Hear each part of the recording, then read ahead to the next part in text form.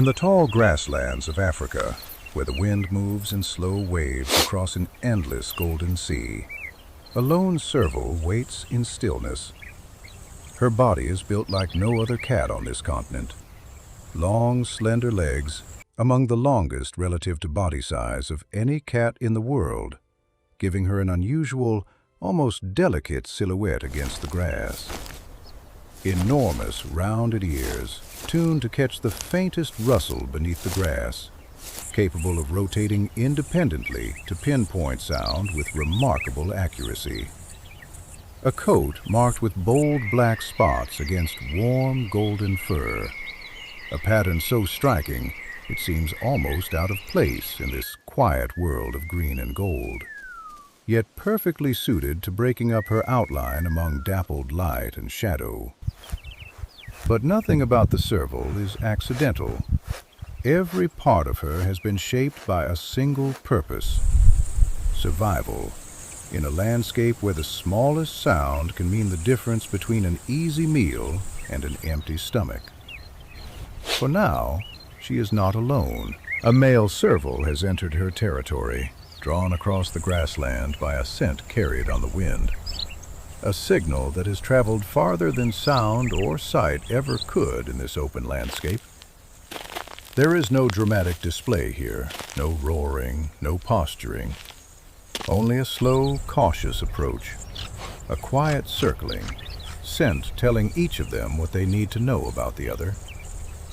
For a short time, the two remain together, a brief companionship built entirely around a single purpose, before each will return, once again, to a solitary life. This is simply how it has always been for the serval, a species defined more by independence than partnership, coming together only when instinct calls for it.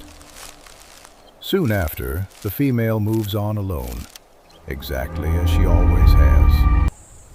This is the nature of the serval, solitary, self-reliant, each one responsible for its own survival from the very first day of independence onward.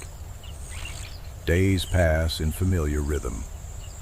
She patrols her territory, resting in patches of shade during the heat of midday, always listening, always alert to the subtle language of the grassland around her. Then, moving low through the grass, her enormous ears rotate sharply toward a sound most predators would never notice. A faint rustle, barely perceptible, coming from somewhere beneath a nearby thicket. A hare, hidden and still, unaware that it has already been found. She freezes completely, every muscle coiled, calculating the distance, the angle, the perfect moment to commit. This calculation happens almost entirely through sound, her eyes confirming only what her ears have already determined. Then, in a single explosive burst, she leaps forward, closing the gap in an instant, her body a blur of motion against the golden grass. The hare has no chance to react. It is over almost before it begins. A hunt built entirely on patience, timing, and raw physical precision, the very qualities that define every successful serval hunt. With her hunger answered, she continues her search for the place she has been quietly preparing for. Somewhere safe, somewhere hidden. A dense hollow beneath tangled vegetation, shielded from view on every side, far enough from any well-worn trail that the scent of passing predators would rarely reach it. It is here, in this quiet, secluded space, that new life begins. The birth happens away from prying eyes, as most things in a serval's life tend to be. When it is over, tiny kittens lie curled against their mother, blind, helpless, entirely dependent on her for warmth and safety. She lowers her head and begins licking them clean, slow, deliberate strokes, each one a quiet act of care that will define the earliest days of their lives. stimulating them, warming them, binding them to her through scent and touch alone. For now, the world beyond this den does not exist for them. Only the warmth of their mother, the sound of her heartbeat, and instinct guiding them toward her milk, the only thing that matters in these first fragile days of life. The days that follow settle into a quiet rhythm of their own. The mother rarely strays far, slipping away only briefly to hunt before returning to nurse and groom her kittens. Each visit accompanied by the same slow, careful licking that keeps them clean and calm. The grass around the den sways gently with the passing hours, sunlight shifting from the soft gold of morning to the deeper amber of late afternoon, marking time in a way no calendar ever could. But the grassland offers no guarantee of safety, even here, even in a den chosen with such care. Not long after, a cobra moved silently through the undergrowth near the den, drawn by the scent of the newborns, one of the greatest dangers a young serval litter can face. Unlike a larger predator that might be deterred by size alone, a cobra represents a threat that speed and ferocity alone must overcome. The mother reacts instantly, positioning herself between the snake and her kittens, hissing sharply, striking out with quick, precise swipes of her paw, refusing to give ground even as the snake rises to face her. The confrontation is tense, dangerous, unfolding in mere seconds that feel far longer in the moment. Every strike from the cobra carries lethal potential, and every counterattack from the mother must be calculated with absolute precision.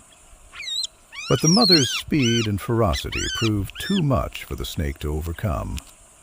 The cobra retreats, abandoning its pursuit, and slips away into the grass, leaving the den undisturbed once again. The immediate danger finally passed.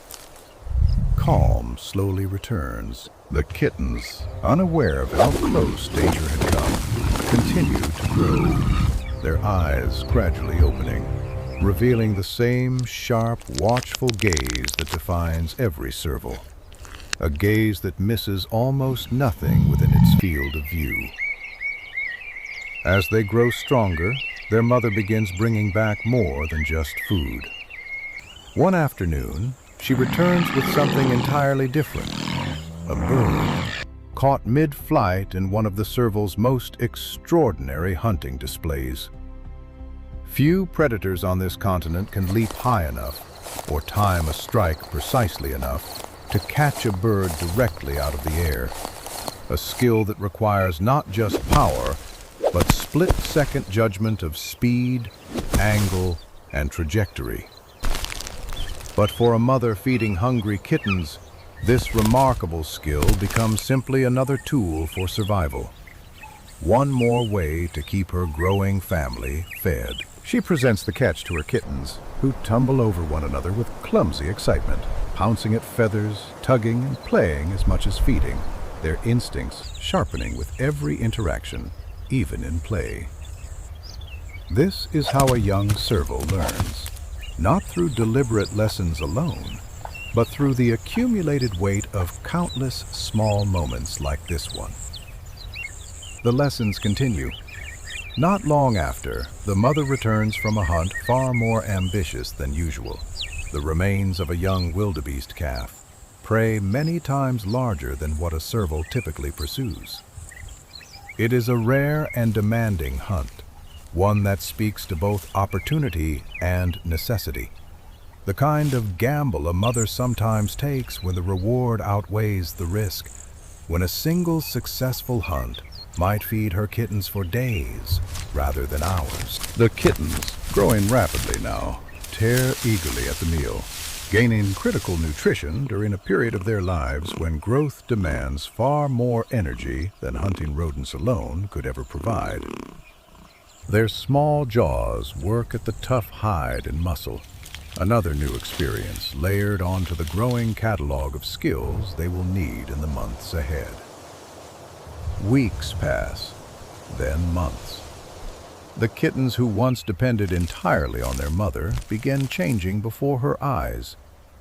Their legs lengthen, stretching toward the same elegant proportions that make their mother such an efficient hunter. Their coats sharpen into the same bold, spotted pattern she carries herself, no longer soft and muted as it was at birth. Their movements, once clumsy and uncertain, grow steadily more controlled, more deliberate, more like her own with every passing week. They begin practicing the skills they have only watched until now, crouching low in the grass, freezing at the faintest sound, attempting again and again the same explosive leap that has defined every successful hunt they have witnessed, missing far more often than they succeed, but improving with each failed attempt in ways that are not always immediately visible. Their mother allows more distance now, no longer feeling the same urgent need to remain constantly at their side. This is not neglect. This is preparation. Every serval, in the end, must learn to survive entirely on its own, and that lesson cannot be taught through constant supervision alone. The time is approaching, and she knows it, even if her kittens do not yet fully understand what lies ahead. There is no calendar marking this transition, no clear signal beyond an instinct that has guided every serval mother before her toward the same inevitable moment. A young serval cannot remain with its mother forever. The grassland does not offer that kind of permanence. Territory must eventually be claimed. Independence must eventually be tested. It is simply the way this world has always worked.